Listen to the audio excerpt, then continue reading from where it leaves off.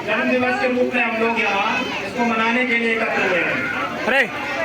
सबसे पहले मैं इस प्रांगण में उपस्थित अपने सभी बुजुर्ग पिता तुल्य जो हमें अपना सानिध्य देने के लिए यहाँ एकत्र हुए हैं, इसके अलावा हमारी मातृतुल्य माताएं बहनें जो यहाँ पर एकत्रित हुई हैं और हमारे छोटे भाई बहन और नन्हे मुन्ने प्यारे बच्चे जो यहाँ पर एकत्रित होकर इस जन्म दिवस में भाग लेने के लिए एकत्र हुए हैं, हम सभी लोगों का हार्दिक सम्मान करते हैं, इनका अभिनंदन करते हैं।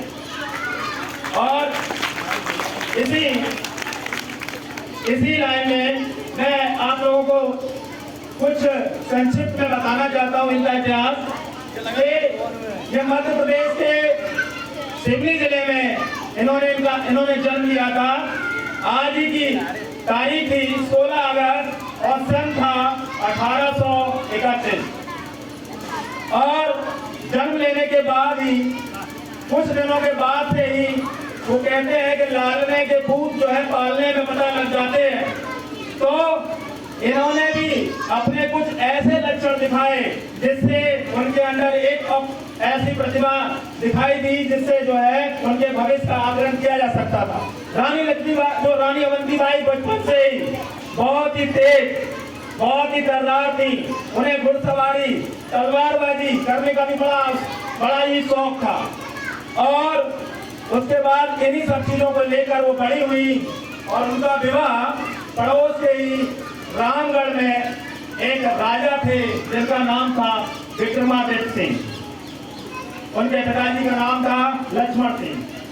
तो उनके साथ उनका विवाह होता है और विवाह होने के तदोपरांत जो है कुछ समय व्यतीत होने बाद विक्रमादित्य जी की जो है तबीयत खराब होने लगती है और तबीयत खराब होने की वजह से उनका कुछ दिनों बाद देहांत हो जाता है।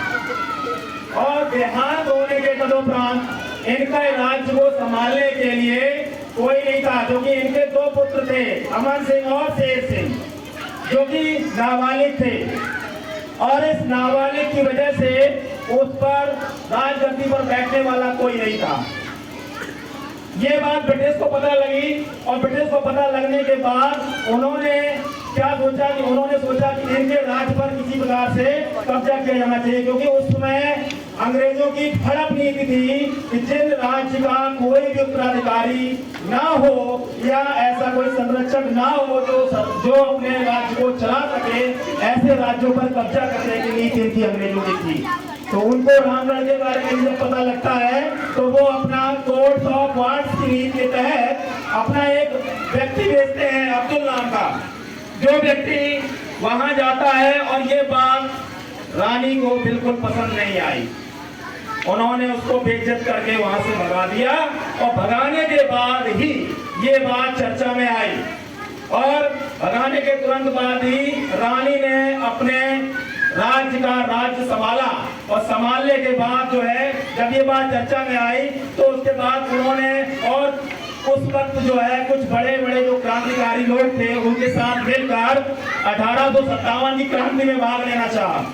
और इसलिए एकजुट होने के लिए सबसे पहले उन्होंने अपने पड़ोस के राज्यों को न्योता भेजा और पत्र भेजा।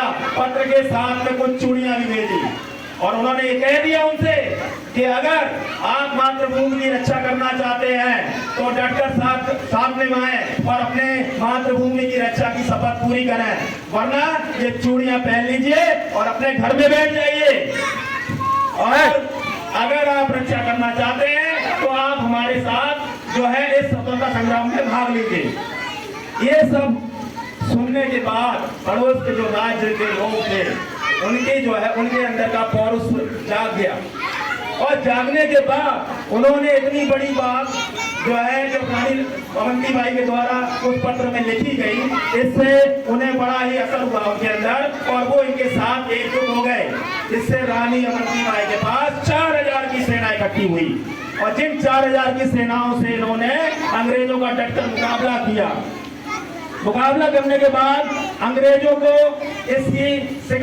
इनको शिकस्त मिली, क्योंकि मांडा नामक एक जगह पे थी। सबसे पहला इनका युद्ध जो है ब्रिटिश से उस जगह पे हुआ, मांडा नामक जो मध्य प्रदेश में स्थित है, रामगढ़ के पास में। अब मांडा नाम की जब जगह में इनका अंग्रेजों से सामना हुआ और अंग्रेज शिकस्त खाते हैं, हार जाते हैं, तो उनको ये बात बर्दाश्त नहीं हुई। और जब बर्दाश्त नहीं हुई तो इससे उन्होंने अपनी बेइज्जती का, मोहम्मदी बाई से बेइज्जती का अपने जो है बदला लेने के लिए उन्होंने एक नीति चली। उन्होंने पड़ोस का ही एक जिला है रीवा, उस रीवा के राजा के साथ मिलकर इन्होंने इनको शिकस्त देने की सोची और रीवा के राजा ने रानी अवंती बाई के साथ गद्दारी की और गद्दारी करने के साथ इनके किले पर अंग्रेजों द्वारा हमला करवा दिया। और इस हमले से रामगढ़ में अंग्रेजों ने क्या किया, आग लगा दी। लेकिन अवंती बाई तो बहादुर थी, उन्होंने कह दिया था, उन्होंने नारा दिया था, उन्होंने कहा था गुलामी नहीं बलिदानी सही। क्या कहा था, गुलामी नहीं बलिदानी सही, यानी हम किसी की गुलामी बर्दाश्त नहीं करेंगे, चाहे हमें बलिदान ही क्यों ना होना पड़े। तो उन्होंने उसके बाद रामगढ़ से कुछ दूर पहाड़ियां हैं देवघर, वहां पर जाकर अपने प्राणों की आहुति दे दी, अपने ही तलवार से अपने को भेदन कर लिया, पर अंग्रेजों के हाथ नहीं आई थी। और इसी प्रकार से उन्होंने अपने प्राणों के लिए जो है न्यौछावर कर दिए इस देश के लिए। और ये भारत की पहली वीरांगना थी, महिला वीरांगना।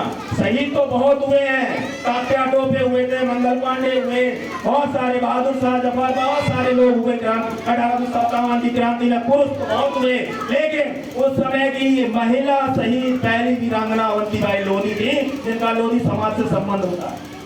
समझ में आया। और इन्हीं शब्दों के साथ मैं कहता हूँ कि अंग्रेजों से लोहा लेकर